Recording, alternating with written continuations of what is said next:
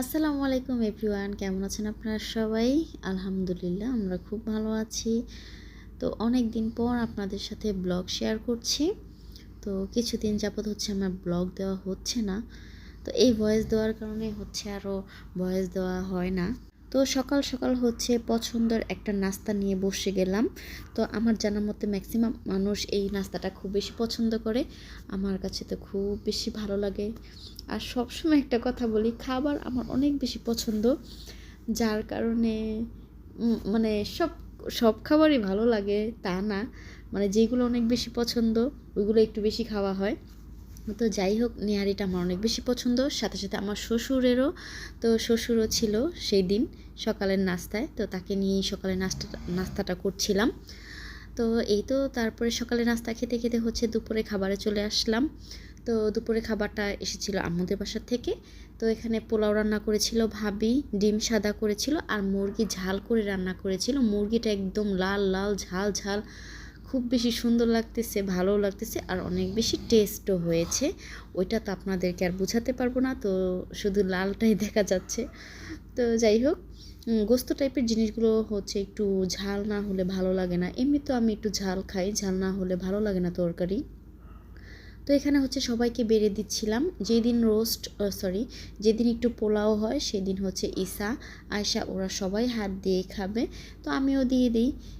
আমিও আমার হাত মানে আমিও সময় মতন খাবারটা খেতে পারি, না হয় সবার পরে আমার খেতে হয়, ওদেরকে খাওয়ানোর পরে হচ্ছে আমার খেতে হয়, যদি ওদেরকে খাওয়াই দিতে হয়।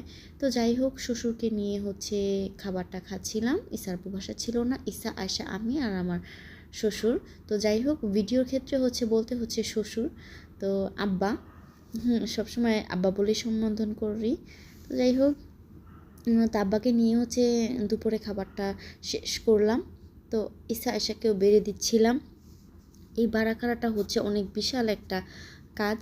তো যাই হোক, তারপরও বাড়তে হবে, বেড়ে দিতে হবে সবাইকে। তো যার যার ভালো লাগবে অবশ্যই আমার ভিডিওটাতে একটা লাইক করে দিবেন, চ্যানেলটা অবশ্যই সাবস্ক্রাইব করে যাবেন, বেশি বেশি শেয়ার করবেন। তো এইটাই তো, আজকে দুপুরে খাবারটা আমাদের এইগুলাই ছিল: ডিম সাদা, মুরগি ঝাল, আর হচ্ছে পোলাও। তারপরে দুপুরের পরে চলে গেলাম পরের দিন। তারপরে আর হচ্ছে ভিডিওটা আমার কন্টিনিউ করা হয়নি।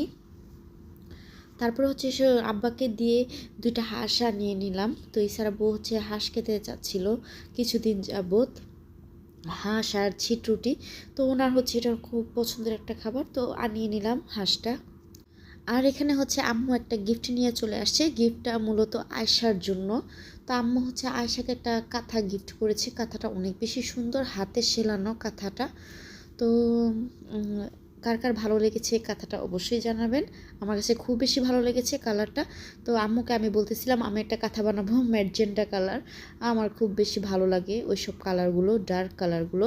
তো এখানে হচ্ছে একটু বাইরে চলে গিয়েছিলাম একটু দরকারে, সেটাও বলবো আপনাদেরকে। তো ডিম দেখলে তো আমি ওখানেই থেমে যাই।